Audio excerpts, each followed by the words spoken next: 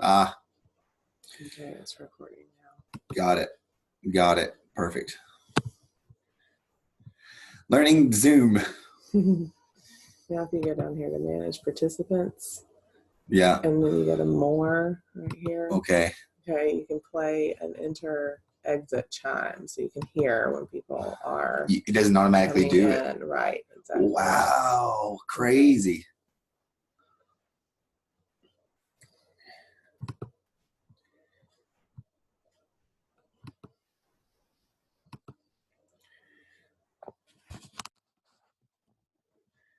All right, now can we stop recording? Or? You'll probably be popping in a second. Okay.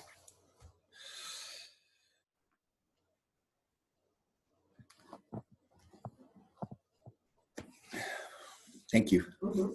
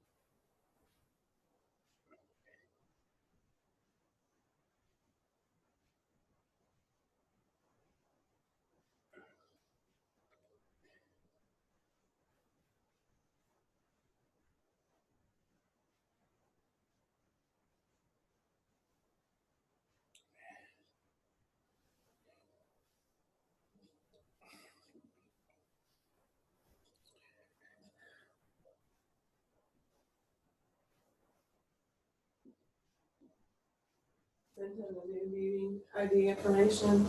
I don't know if did you have to do that? You had to create a new meeting, didn't you? I sent it to him earlier, before I made it. It's the same meeting, right? No. No, it's the same meeting that I'm on right now. For today, right? Yes. Yes. Yeah. Gotcha.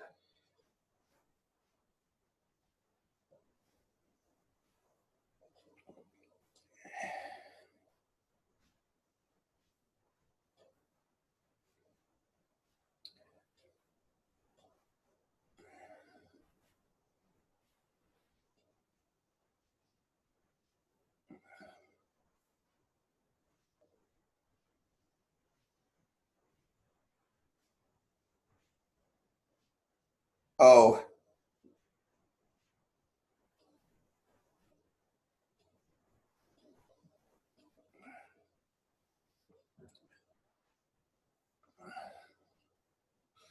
Well, how do you stop recording?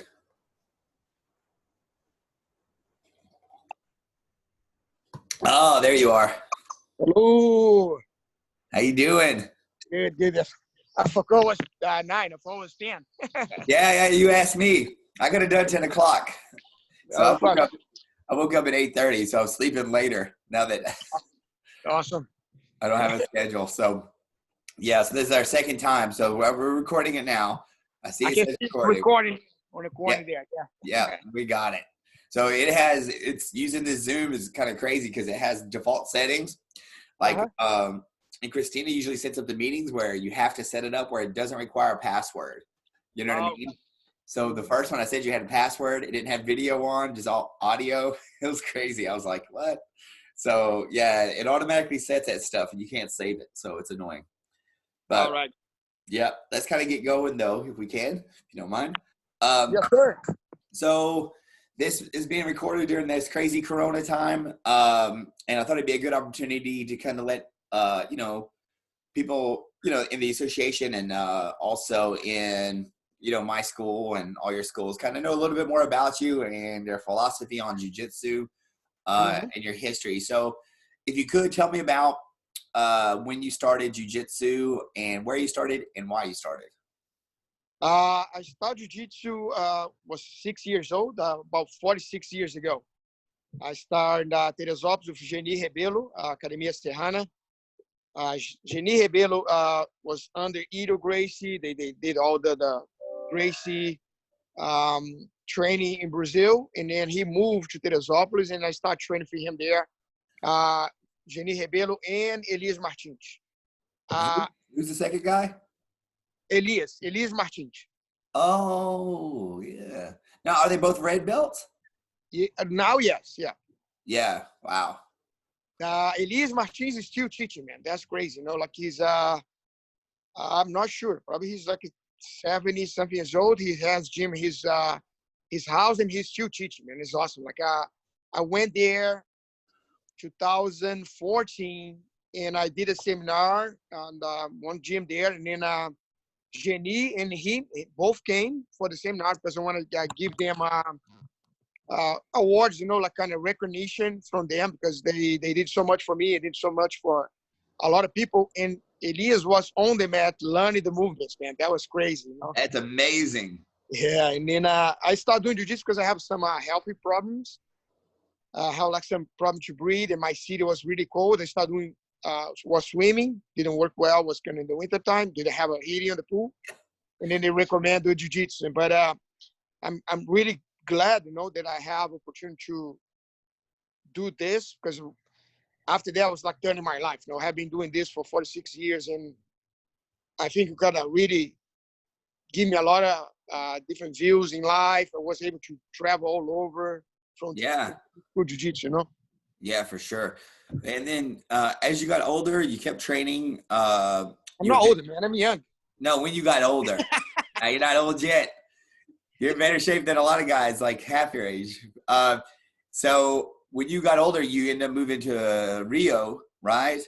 And started training with Carlson Gracie. Can you tell me about that? Yeah, well, I trained in the Serrana all the way to the brown belt, blue belt. And then when I moved to Rio go to the university, Geni and that time was more like Cirilo. Geni, like his son, passed away. Oh. And he kind of stopped kind of teaching us, and then all the gym like moved to his son, Cirilo Rebelo, and then start training for him and get all the way to my blue belt. Yay! Victoria, making an appearance again, popping up. Hi, Victoria. And then I start. When I moved to Rio, like they recommend to go to the Carlson Gracie School. Mm-hmm. And then a funny story, like I told you the other day too, is when I went there first time, the guy was like a lot of those crazy guys, like tough guys, wasn't sitting on the little snack bar under the gym. Yeah. And then when I passed there, was Murilo, Liborio, Valide, all those guys there. I just passed through. I didn't stop. I just like, we'll come back later on. Like, so you can see so much power in one place, like and then I passed through, and then I came back a couple of days later, I think 2 days later, and then I went upstairs and spoke for Carson, like, okay, I came from Serrana Jiu-Jitsu. I love the guy's really good there. Come tomorrow, and they test you. They test your belt. I was blue belt that time. Carson Gracie and invited me to go there, and then when I get there, it's like I have a couple people already training, and he called a couple guys for training with me, blue belts. I did a troop blue belts, and I trained for one purple belt. And by the end of training, he's like, "Oh yeah, you can keep your belt." Like put a hand on my belt, like you can keep your belt. You deserve. Like, perfect. Just in case. Yeah, they test, they test. I have I know stories there, like a great Crazy Souza. When he went to Rio to train for Carson, Carson Grace kind of test him. Crazy Souza, I think, father was more on the self-defense part. And then when he tests him, it's like a crazy, like a respect your father trained for us. He's amazing with self-defense. But for our team, if we want to be part of the competition team, you need to be back in the blue belt. I think blue or purple belt, something like that. And what rank was he at the time? He was black. Oh, yeah.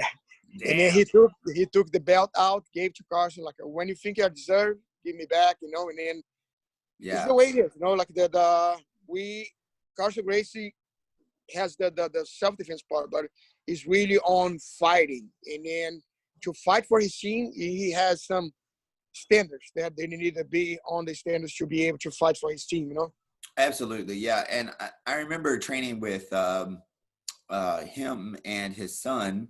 The son, of course, like every time they used to come at the school I trained in Kentucky, they would always have like defense against standing aggression. He was always showing himself to them. So, I mean, it's not like they never did it. The guys do it for sure. Yeah, like that. One thing that I think was good for me, I was able to train at Serrana with Geni, and then I have a kind of the Ilho Gracie side, the self-defense part, and a lot more of Jiu-Jitsu to building character, and on the other, when I start training for Carson, we have this more the fighting side, fight and use the Jiu-Jitsu to defend yourself, or even like we did MMA training, like more on the fight side. And what's good, I have these both sides connect, and then I think it give me a lot of more perspective of Jiu-Jitsu, Yeah, but it sounds like Genie's school was really good, though, because, I mean, especially if you went to Carlson's and he's like, yeah, you're good to go. It sounds like you had a lot of good training there, too. That when like a lot of guys from like kids all the way to purple belts, when you go to Rio, we couldn't fight like we could for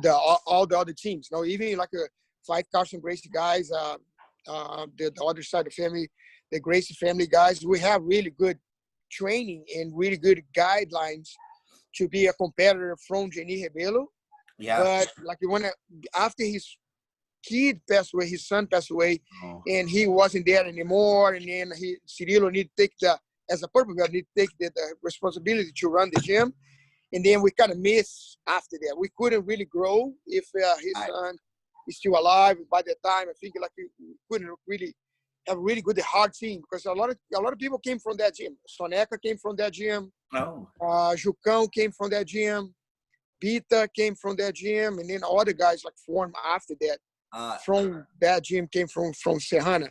Serrana really has a strong Teresópolis have a really strong Jiu-Jitsu, like it always had.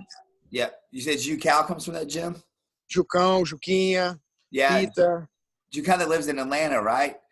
Two of my students. No, Jucão, I think in New York. I think he has some team there in Atlanta, but Jucão, I think, is for New York. Oh, okay. All right. I just don't know. I don't know. I don't know how these guys are.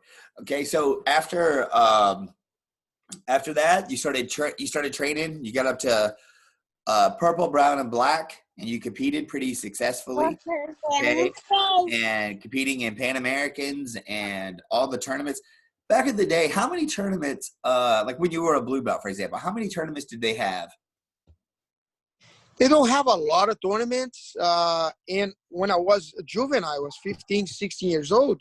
A lot of times I fought in adults because they didn't have a kids division to fight, like a juvenile division to fight.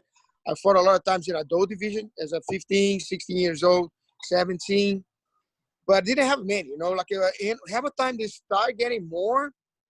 But then I think somebody sued a company that used his image in one poster, and then everybody was like, big companies took money out. But after, tournaments start come back again in the 90s, like the tournaments start growing, more tournaments start coming. You start having the super fights, and then that was more exposure for Jiu-Jitsu. Okay, cool. So what I want to talk about is kind of what this is our second go. So I want to talk about kind of how jiu-jitsu has changed and what, you know, you think is some stuff we can keep that is traditional and how we could change with the modern times too. Yeah, like I think that the different from when I started, so when I started, we have a lot of the jiu-jitsu for self-defense, jiu-jitsu for real combat, you know, that we use open hand striking. And then right now it's more sport jiu-jitsu. Yeah. And a lot of gyms missing the self-defense part, learning jiu-jitsu to defend yourself in case somebody try to come to punch you, to kick you, you know. And then I think that's the part that we're missing now on jiu-jitsu. You know, it's so much, the sport grows so much, and people are able to live right now competing, doing big tournaments, super fights. They don't put too much time right now on the self-defense and jiu-jitsu with real fight, you know, like open hand striking or even strike, you know. For sure. And I think is the part that I'm missing in my beginner's curriculum right now. We're adding this part for self-defense, but I think as an association we need find a way to add the combat part too. You know, open hands, strike. Fala com a mãe, vai. Papai tá fazendo negócio. Go on, fumando. Pega aí, pega lá. But I think we're missing this part, and then it's not like you're gonna fight each other on the gym, but just to understand how you're gonna, when you use the jiu-jitsu, if somebody try to use punches or kicks on you, how we can put it both together, you know? Yeah. I remember we did a lot of open hands, and we have the tournaments right now that is open hands, but it's still too much on jiu-jitsu. People jump on the floor to try to use leg locks. It's not the real thing, you know? Yeah, because they can't punch each other. I mean, the thing is, it's just like a slap. I mean, you know, of course, I trained combatives, trained the Army combatives for a long time. And, you know, I mean, some guys do have vicious slaps, but it's not the same as a punch. You know what I mean? I can slap you, and it's shocking, but it's not like, it's a little bit more disrespectful in some ways. People feel like they get disrespected, but it's not as hard as a punch. A punch is going to do more damage for sure.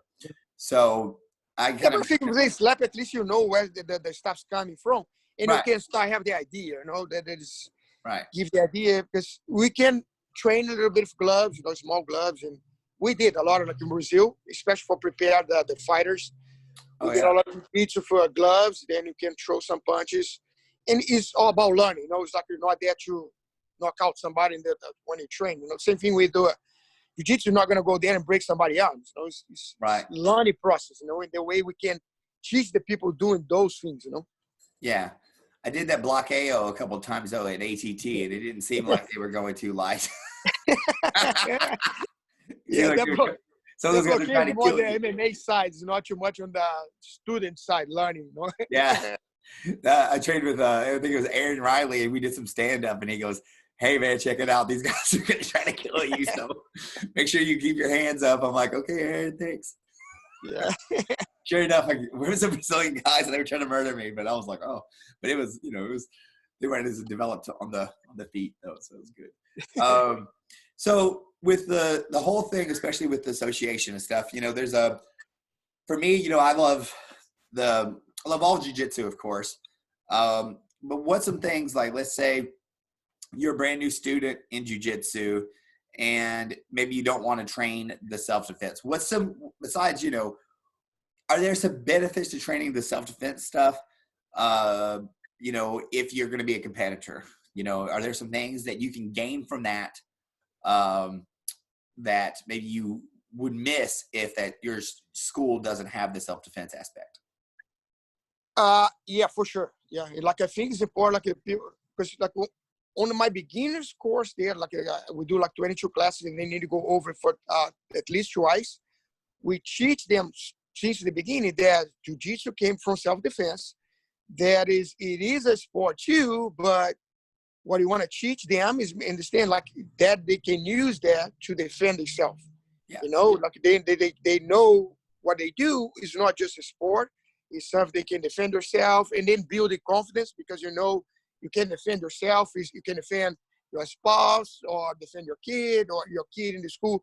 They can defend themselves. And of course, like the way we teach is like not use jiu-jitsu to attack anybody. Always avoid the confrontation, talking first, keep a space, talk to somebody, and you're gonna use when you cannot avoid, like somebody come really throw a punch on you, and we teach the other way. You choose, make sure you use it just all the way that you control the person.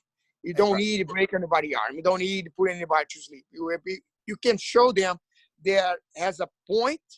If you go after that, you're gonna be able to do a damage. And then that's the good thing in jiu-jitsu, that is people can feel, you can show them that you have a limit. I have experience, probably have 10, 12 years old, because I trained jiu-jitsu that way. That we have the self-defense part, we have the open hand slap since 8 years old, and we training, guiding to training. The coach was there first, say, whoa, stop, like here, we're not fighting each other, we're learning. And then you need to have all this knowledge behind that. You're teaching them how to use. It's not just that people slap your face and then go crazy and try punching back. And it's a learning process, and that way you can understand how hold your emotions, and then it's a good thing, because in life you need to learning how to deal with all the stuff too. But with that, I learned so much, just to be able to defend myself in this situation. That a kid came to my house that I didn't know. This kid is a friend of somebody. A friend, was a vacation time, and this kid was coming, was 2 years older than me, a little bit bigger, and he started pushing people. I said, man, you're in my house, I don't know you, just come down, man. We're here to have fun. He's still pushing me, man. Just gonna tell you one more time, just stop, or I need to gonna go out of here. I said, what? I said, man, I just talk for you. I don't want to nothing. Just want to say, you're in my house, I don't know you, just come down. And then he threw a punch. And all because the stops we did in the gym, I was able to block, put him down, get him in the kimura, hold his arm, say, man, just stop, I can break your arm. Can feel that I can break your arm. Oh, yeah. I'm going to stop. Yeah, I will. But he stood up and tried to throw a punch one more time. And it was even faster, the same thing. I blocked, double leg, put it down, put the arm on the back, kimura, and then I push a little bit more. I said, look, I told you before, I can break your arm. Now I'm going to push a little bit more. I can feel that I can break your arm. You're going to stop. Yeah, man, I'm not kidding anymore. Next time, I'm not gonna let you know. I'm going to really break your arm. And then after that, he kind of cooled down, and after he even turned as a friend. But that's what jiu-jitsu teach, like it teach you defend yourself, teach you have limits, and you can even tell them, the other people, there's a limit to. And in this, we talked about before too, is a situation, You need to be awareness of the situation. If you're just one person, more than one person, the way you're going to defend too. Because if you have more than one person, if I couldn't put the kid down, and somebody come from behind and kick my head or punch me, And it's awareness about the situation. I think jiu-jitsu missing a lot that part of jiu-jitsu, Yeah, and I think that's really interesting that you said that, that it is basically, you can control the person, you can deal with this situation. I think a lot of people have never really experienced violence. So we have a lot of kids, obviously, they come to my school, and bullying, all this bullying campaign, it's not actually gotten better. I would say it's gotten worse. And, the kids are getting bullied, and, a lot of them are really just nice kids. There's they're a nice kid, and they don't know what to do. They don't have a strategy. They don't have, they don't have the training, and a little bit of training, a couple months, kids are like, they don't even know how to stand up for themselves, so they can't even say, like you did when you were a kid, like, hey, look, just leave me alone. You need to get out of here. Just the confidence to know that if this gets physical, you can handle it, but just the confidence to speak up, and a lot of kids don't really have that. They don't, they've not been trained in that. So the parents are always concerned, they come in, but it also is adults. You can see definitely when you're training jiu-jitsu, you have the adults come in, and, a lot of people have never really experienced violence, which is a good thing, I would say. But, they just like, hey, I'm not real confident in myself. I'm not real, sure what I could do in a real situation. So, we talked about it yesterday, not our first time, but, jiu-jitsu does teach you a lot of stuff on the mat that you should be able to carry off the mat. Yes. And can you talk a little bit about that for us and kind of just like your philosophy on that? Because I thought that was really good. Yeah, look, just back a little bit on what we talk about, the violence outside and it's kind of with the old time and new time too. I think the society changed a lot too. Like I remember when I was young, we fight a lot. And it's not like we're fighting like nobody want to break nobody's arms or like really push. But like sometimes you argument in the street and we fight, but you're learning deal with that. I think today in this society, we cannot fight. It's bullying. Don't react. I think like it's important to learning to stand for yourself. Yeah. And then I know the violence is not good, but they need learning deal with situations. Somebody come and throw a punch on you. I remember like one time was my father. I came back and it was like my eye or something was a little bruise. And what happened? This kid tried punching me, and then we fight back, and he's like, what happened? Like, you start. Was your fault? No, it was just like it's in the middle of the game, and then we start fighting each other because something stupid happened. Normal. But it was normal. It's like, okay, now make sure you don't start a fight. But if you need to defend yourself, and then we have that conversation. Like say, if you need to defend yourself, defend yourself. But right now it's like, don't touch. Don't do this. I think that was stuff that is important. Don't fight. It's important not start any problem. It's important avoid the confrontation. But if there you need to understand that you need to react, and maybe react or help others too. Because you see so many stuff happen on the school right now that nobody's standing for other one. It's like somebody bullying, and it's not right, but you don't want to say anything. I'm not going to do anything. You can, man. I remember I have a kid there in my school was getting bullied, and so I step up. It's like, man, what are you guys doing? He's okay, make a joke. He's like, man, don't make a joke of him. It could be you. Just because you think you're nice and maybe you have money, don't do that. You need to teach our kids to stand for others. Yeah. And it's not a fight. We're not going to go there and throw a punch, but man, just say something. Hey, that's not right. What are you doing? And it's the confidence to say something. You know what I mean? Yes. Because I mean, obviously, if you're, the reality is if you have some skill and you have confidence, then it just definitely goes off the mat. Now, what are back to that question there? I'm sorry, I went back a little bit, but I didn't take a question before, like a philosophy of you asked me like, what's your philosophy on what? Say again. So basically, what we learn in jiu-jitsu on the mat, we can take off the mat, and that's good for adults too, right? Mm-hmm. Yeah, the philosophy on that is like I think we have a conversation before. Yes, we have the try to do the first interview too. I think we learn so much. It's so much lessons that we have every day on the mat. Like we get disappointed one day, we get frustrated. We some days you want to quit stuff, but we talk about this. The same thing gonna happen on the mat, happen in life, happening every day.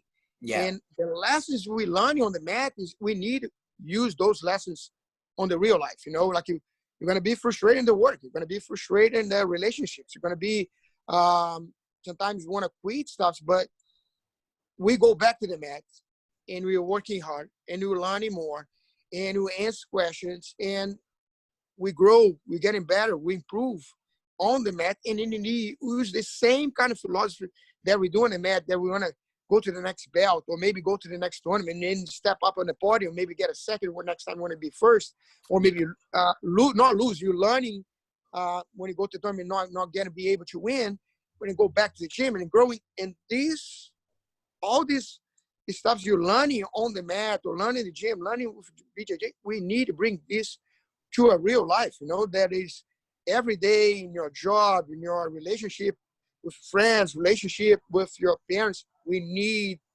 learning and grow and looking for ways to grow. There's a message that we need to pass forward now. And I start this ABC. I don't know if you saw. I did, yeah. always be challenging, you know, always be challenge yourself to be better, to do better, you know, like, and I think it's important for us to have that mentality, you know, that we have in jiu-jitsu. You know, we want to grow, and doesn't matter if you're a black belt, you always can learn. You know, I learned so much from you. I learned from Josh, that one of your black belts. Oh yeah, he's great. I learned from all the black belts that we have in the association. We bring people in because that's the way we're supposed to do it. Always look to improve, you know, and grow and learning. I've learned so much just from, I mean, not even black belts, just everyone. I you know, like I said, I learned like a move from one of my white belts. He didn't even mean to do it. He didn't even know he did it, but he stepped on my foot and tried to like leg drag me. And I was like, oh, what is that? Stop. That's brilliant, you know? And then months later, it might've been 6 months later, Keenan Cornelius did it. And I sent him the video. I said, look, you did this. You did this months ago. Remember this? Now everybody's like tripping out about it. And so, you know, you can learn from anyone, but I think what you're saying too is like, you know, in jiu-jitsu, you have to spend so much time solving the problems on the mat, because, you know, it's an immediate thing, right? It's an immediate thing. Like, you're going to get choked. You're going to get armbarred. You're going to get your guard passed. You're going to get crushed. But then when you step off the mat, you know, these things that are crushing you emotionally, mentally, you know, in your relationships, you know, and, you know, one thing I've learned in my own relationships is maybe I'm not good at communicating, you know, and if I'm better at communicating, then people can understand me better, you know? So it's like, what is the problem here and how can I solve it? That all comes from jiu-jitsu. Mm-hmm. And I have what is going on right now? You know, the coronavirus too, you know, that's, I think for us, I'm not say everybody, you know, like that do jiu-jitsu, but a lot of people that do jiu-jitsu, it's going to have struggles, you know, there's struggles, you know, like the gym is closed, we're not able to train, but I think mentally we work different. You know, we want to, like I have been doing videos here. I have again 7 a.m. videos here for people doing workout for me. I have a 6 p.m. video. I try post messages there. Like sometimes by the end of the workout, I put some message and I cut. They put a message there. We need be there for them too. You know, a lot of people need us right now. You know, they need the somebody going to say something they can make them move forward, not just sit inside and be scared. Everybody's scared. You know, like with the situation, we don't know when this is going to go away. And then I think yesterday, the guy sent me stuff like I have another virus there in China that's come from rats right now. Man, this. But eat bats, man. When they eat bats, they eat rats, they eat, man, then there's like eat a cat, and next month we're going to have a new cat virus. Yeah, man, that's, you know, like that. But we need to be there, and we need to guide them. And what do we do in jiu-jitsu? Like we talk to, is not just in jiu-jitsu, they see us as a leader, but it's our obligation to create new leaders, not followers. Not followers. You know, a lot of people like they want people follow them. I need to be. No, we need to step up and create new people. They're going to pass their message to other people and make other people getting better and be there for the other ones. And we need in jiu-jitsu, the main thing too is like we talk about whatever you learn in the mat, bring to the life too. But this is what is jiu-jitsu teach you to create a new leaders. Yeah. You know, we need not just follow. We need to make the people going to start follow us. We're going to guide them, and then they're going to guide others. They want to be leaders for others. You know, that's what the jiu-jitsu is about, you know? Yeah. It's like, you know, especially now that I'm older and, you know, I have black belts, you know, it's just like, it is amazing to see that, you know, once you create the black belts, you know, if you've done a good job and you've guided them, you know, and you've, you know, kind of got the right people with you, then it's like, man, they're out there helping others. And that's such a big part of what, you know, I teach, because you teach it. You know what I mean? You teach is like, hey, it's not just good to, you know, just be all about yourself. You got to give back. And then, you know, we tell that to everybody in our school, you know, the most important person on the mat, your training partner. And then, you know, next thing you know, all the other schools, all my black belts are teaching that same thing. And then when you go to one of the schools, everybody's very friendly. It's not, you know, they're tough. I mean, obviously, you know, we got a lot of champions in our association here, but it's not just that. Everybody's like, hey, come on in. We know it's hard. Just come on in and let's train and let's do this together. You know, not trying to just murder you. They murder you later, though, by the way. After they get to know you, they're like, okay, now we're going to murder you. Now that we're friends. Yeah, murder with a smile on the face, right? And a hug in the hand. Like, just keep wrapping you up, you know? Just like, you got Josh Cheek, he's very nice, but then, after you get to be like 8 months in, then he sloth paw on you going slow and you don't even know how to stop him, or Matt Smith or one of these guys that are just, beyond good. These guys have really gotten good just because of, good attitude, it goes a long way. So. Yeah, and that's important too in jiu-jitsu. It's like he's created the family atmosphere, created the friendship, the brotherhood, and the charity thing that we do a lot too. We help so much for hurricanes, for building houses, for whatever we can help. We give him back too, for police officers, for the military. I think it's important that the other side of jiu-jitsu is this thing, the charity. We always want to give back and help people and show the other people to do the same. I go to Nicaragua once a year, the beating house there, and we go in there like with this, we're going to help these people, we're going to change these people's lives, but it's the other way around, man. Like they help you to see the life a different way. They change you the way you see the stuff you have. You give you're more thankful, you're more grateful for the stuff you have, and right. They don't have nothing, and then I can tell like that they work there for $1 or $2 a day. Yeah. That was they make there. And right now, for this stuff's going on, imagine how these people live right now. Yeah. Because a lot of people is not out, they cannot sell this stuff. Maybe they sell on the lights, like the sign lights. And how these people gonna survive, Right. And it's crazy, and with all that, they live in the house. There's not houses, mud on the floor, holes in the ceiling. And they go there and they help you building a house for others, not even their own house, and they have a smile on the face. That's touch you, they will come back totally different for stuff like this. Yeah, and that's something that I think is a good point always. Charity changes you for sure. And the thing is, it's great to be successful, but the real mark of success is to help others, and to have that charitable heart and just to be able to, hey, I've been really fortunate and blessed to have a life in jiu-jitsu, so what is something, especially right now, what is something I can do? Just what can we do? So let's talk a little bit about the association and kind of moving forward with the association and stuff. So we have a lot of schools, I don't know how many schools, total in the association. How many schools total are in the association right now? We have about 28 schools, I believe. 28 schools. Yeah. Wow, that's a lot. So yeah, because we have kind of like you have your own association. It's kind of guideline, go from us to you to your guys, and Pete has the same thing. Have other, but it's like we spread. And I think it's important we spread as much as possible and give opportunity to people learning. But we have about 28 schools now. Right. Yeah. So what is some things as far as what are some things we could do that we're going to be doing? I know you said yesterday that we're going to have like a central website with a lot of lessons on it, maybe class plans and different stuff. What is the future of the RT association look like? Yeah, they're here like just kind of put stuff together. Yeah. This morning for the association, it's like and then right now it's like the most of the website's already done. Yeah. And now I put it there. What is your our mission, our vision, the values of the association? Yeah. But the way we talked before, I think we need to bring back a lot more the self-defense part. Yeah. And find a way that we can incorporate their open hand, kind of real, kind of fighting aspects of the BJJ too, Yeah.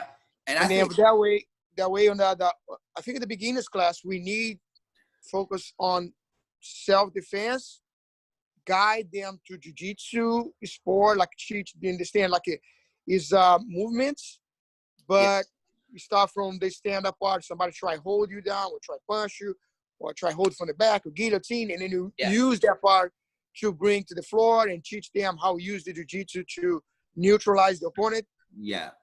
But we talked the other day, not yesterday, but couple weeks ago, about you start incorporate the open hand thing in jiu-jitsu. I think it's important too, because when I learn it, like I said, we have this at least once a week. We have this open hand jiu-jitsu. You know, and I was kid. I was 8 years old or 9 years old. We have that. Yeah. And of course, the coaching guiding to make sure they not pass the limit. They kind of, and we did a lot of the coach too. You know, the coach was Elias was doing a lot of us too. With the it's like, oh, now you, and then I was going for him because he was kind of teaching and guide them us to do it for others. You know, and then was able to understand the way we're supposed to do. And that was easy. It's the same thing we do in jiu-jitsu. You know, you need to guide the people to do the jiu-jitsu that they know the limits. They don't need to break anybody else when they're training. We always say, play for toys, don't break your toys. That's right. But the thing is, I mean, of course, like, I mean, you know, in your association, you have lots of champions, you know what I mean? At the same time. So it's not like, you know, people that come for, hey, I want to be a, you know, world champion. I want to be, you know, I want to be an IBJJF adult medalist, can't come and do it, you know? But the thing is, most people don't come to any martial art saying, hey, I want to be a world champion. They come in, they want to have 1 or 3%, maybe 1 or 3% go that way. Most of the people want to come for the healthy part or the social part too. The community. Yeah, social, the getting shape or learning self-defense. That's the 90% of the people come with them.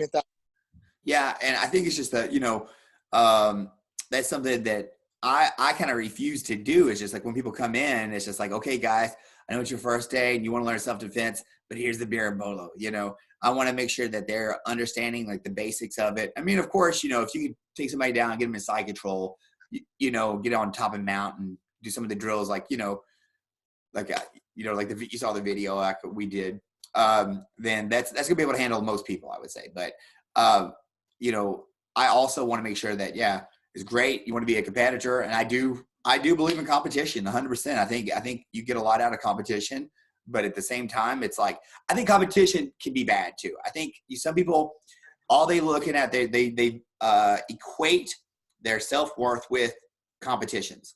You know, you're much more than just, you know, a jiu-jitsu competitor. And I always say that jiu-jitsu competitions is a tool. It's not the goal. You know what I mean? It's a great tool to help us get better mentally, get better physically, stay in shape, right? And test yourself too. Test yourself. That's your jiu-jitsu, you know? Yeah, test it. I mean, it's fun. You know, the fact is, it is really fun, you know, and you get to meet a lot of great people. And it's not like, you know, you go out there with your competitors and you hate them or something like that. You know, especially, you know, you get in masters divisions, most guys are pretty cool. You know, you sit, talk to them. You get to go roll with basically people you never would get a roll with. And then, you know, win or lose, you're like, oh, well, I messed up, or hey, I won, but I messed up here. And you can learn from that. And I talk to a lot of guys that are competitor, you know, like we have competed for so long, you know.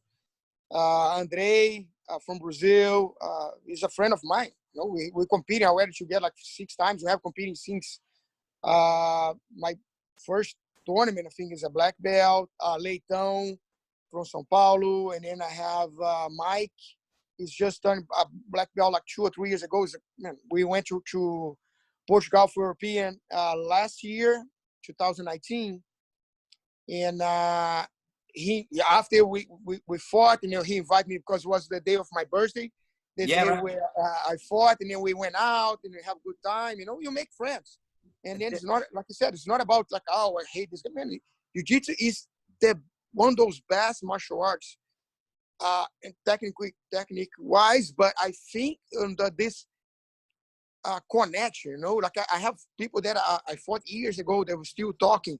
I have been post videos. The guys comment on my videos. I have a guy invite me today to do the Instagram video for him, and I'm gonna do later for him. We make a bond, you know. We make friendships. You know, it doesn't matter if you're competing or if you're training. Man, you make friends forever, you know. And that's what I tell my students. I say, you know, hey, you know, there is, you know, our competitors aren't our enemies. You know, I mean, there's only one jiu-jitsu, you know, and we're all part of that for sure.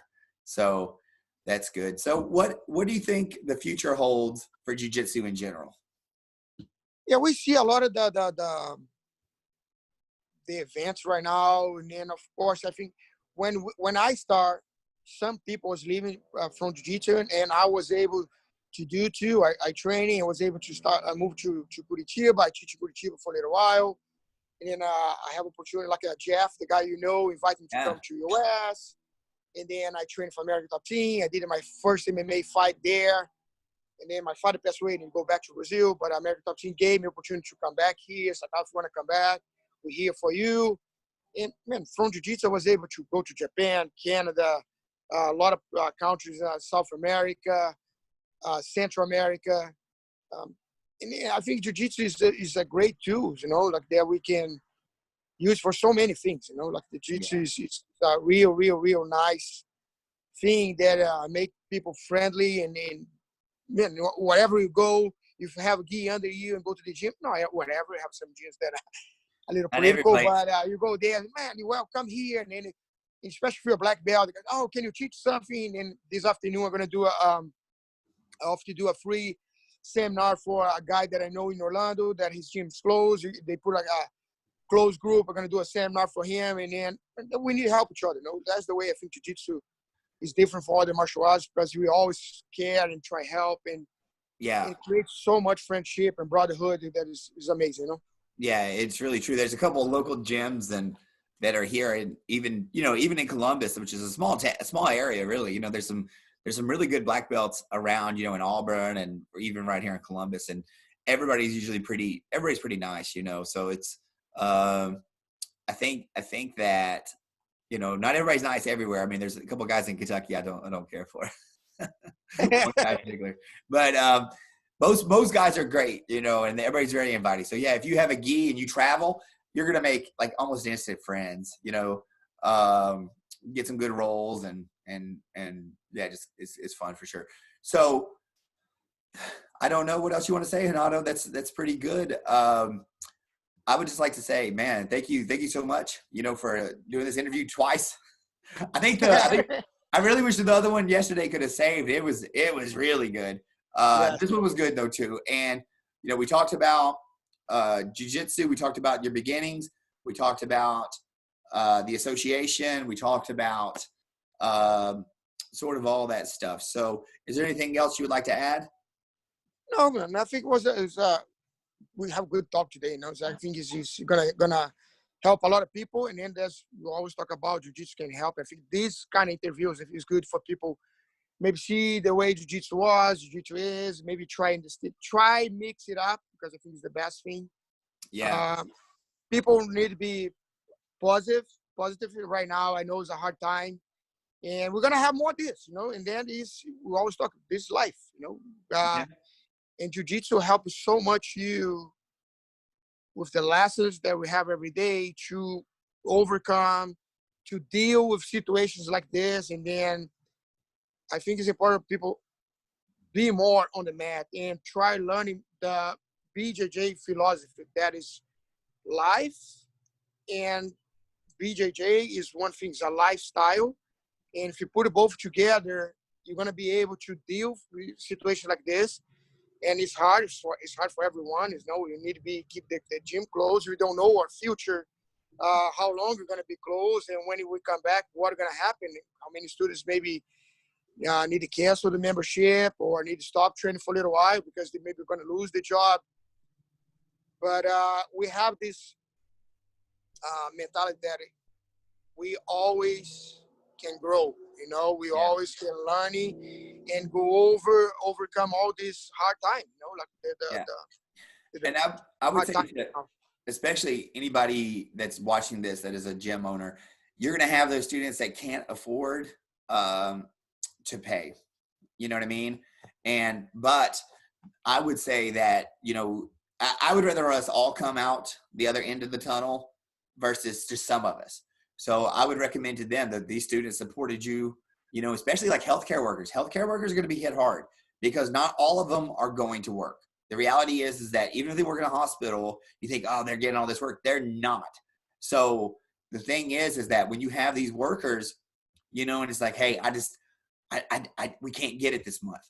Hey, what I've been telling them is like, listen, don't worry about it. You know, you guys have been, you know, I've had some students that they've been with me 3 years 3 years, and now, hey, next month they can't pay. Hey, man, don't worry about it. You know, we'll make it through. Just keep coming to the mat.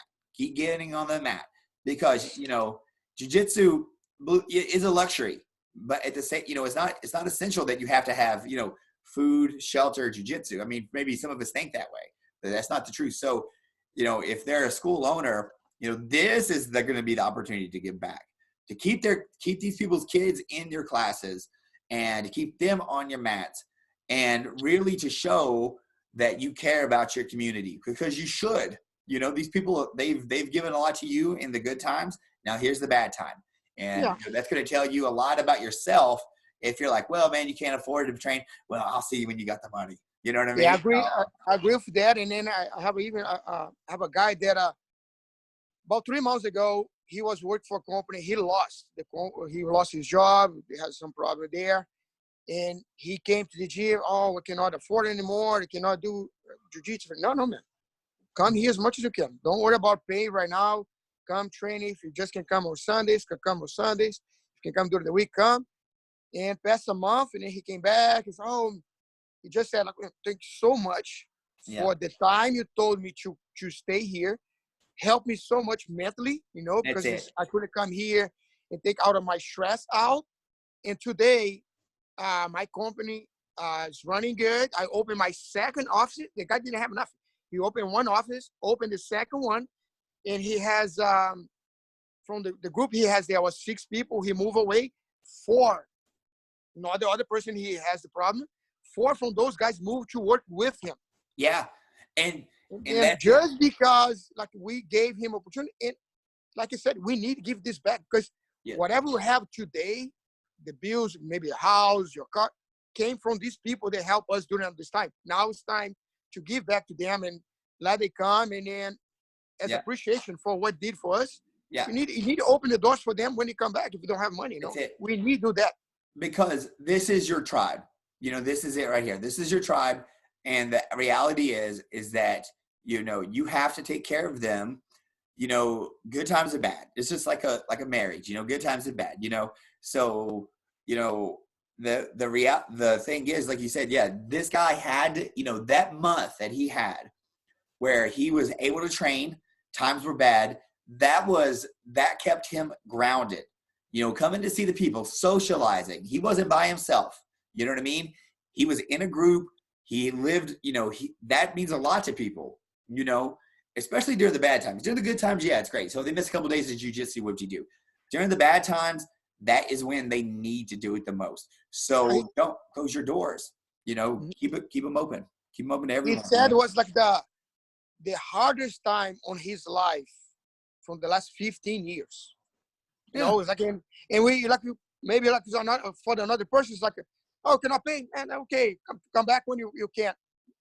And then we just to say, come here and train. He was training at least for 7-8 weeks, once a week.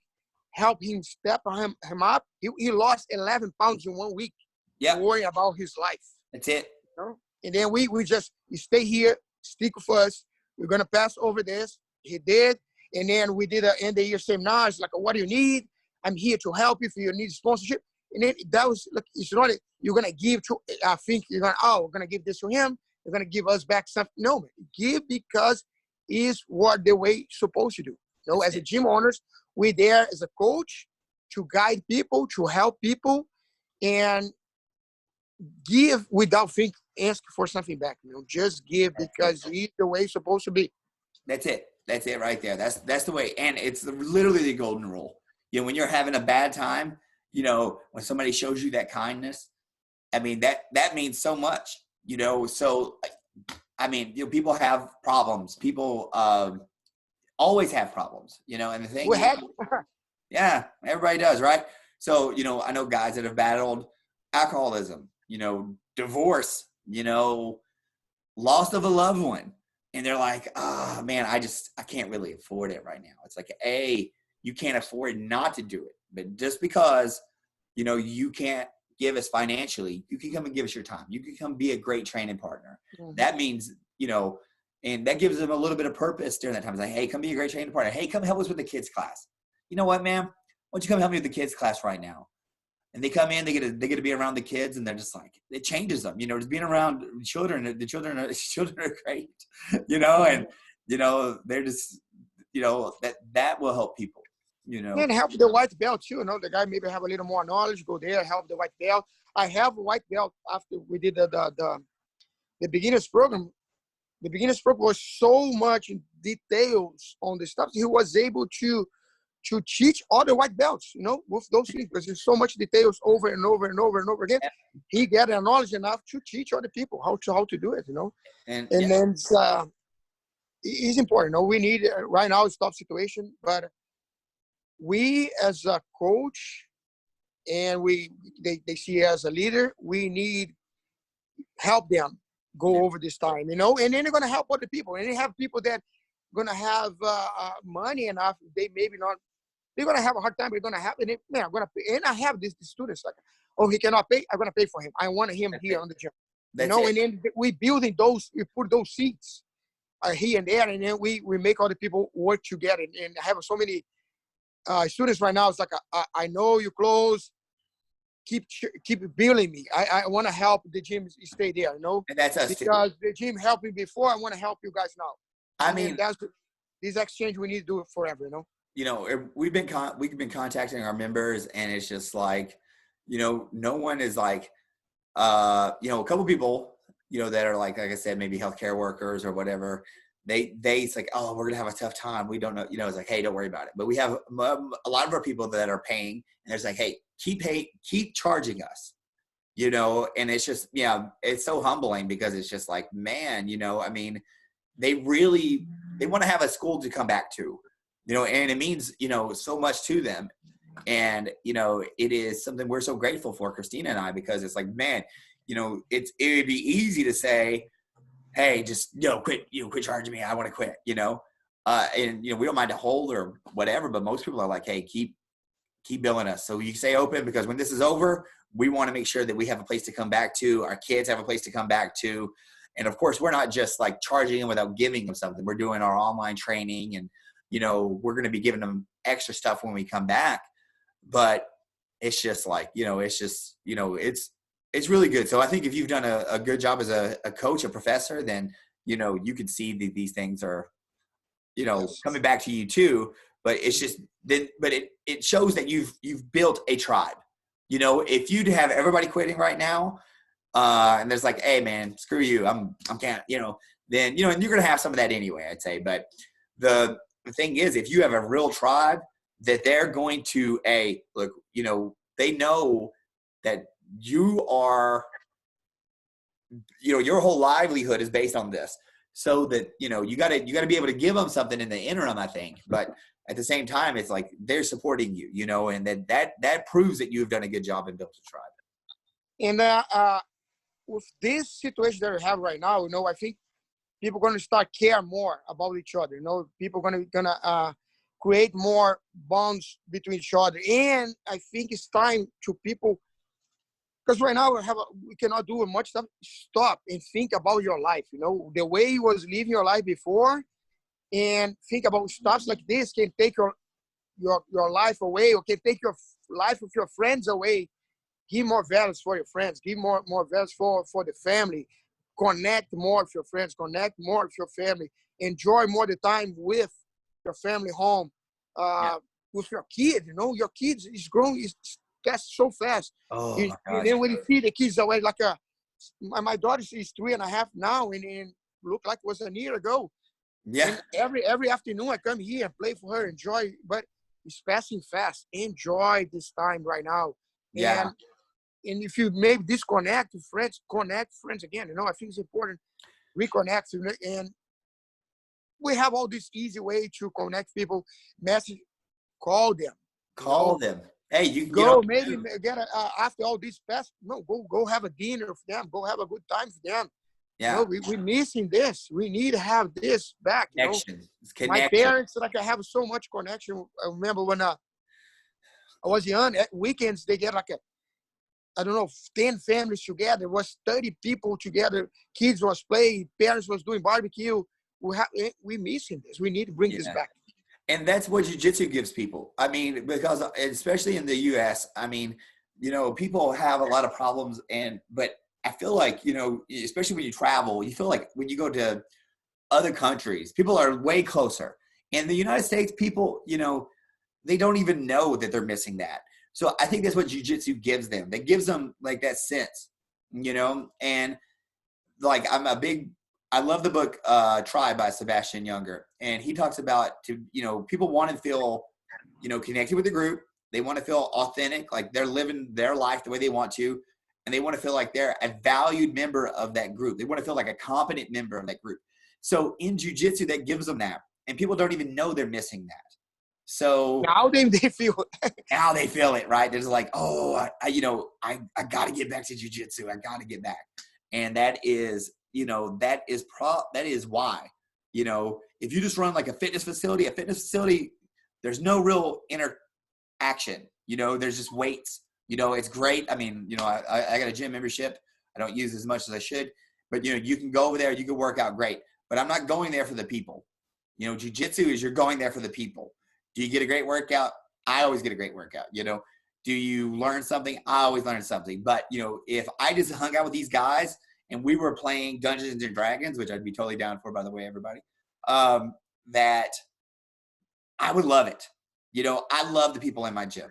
I love this group that's together, and it's a lot of people, a lot of different backgrounds, a lot of different races, a lot of different ethnicities, all come together for one thing. And then, that is something that's so powerful, and that's something that's so missing in everybody's life.